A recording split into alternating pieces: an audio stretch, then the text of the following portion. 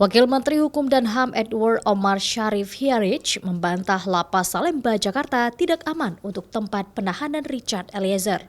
Menurutnya, bukan Lapas Salemba tidak aman atau diduga dapat mengancam keselamatan Eliezer, tetapi karena kelebihan kapasitas penghuni lapas di sana, sehingga belum memenuhi standar LPSK yang harus melindungi Richard yang berstatus Justice Collaborator. Dengan overkapasitas itu belum tentu keadaan rutan Salemba itu memenuhi standar LPSK. Sudah dilakukan pembicaraan antara LPSK dan Direktur Jenderal Pemasyarakatan dicari tempat yang terbaik. Berarti ada potensi ancaman keamanan? Bukan soal potensi ancaman soal keamanan, tapi tempat tidak memadai. Terpidana yang berada dalam lindungan LPSK itu harus ada standar. Jelas Salemba tidak memenuhi standar karena overkapasitas, jadi bukan soal keamanan.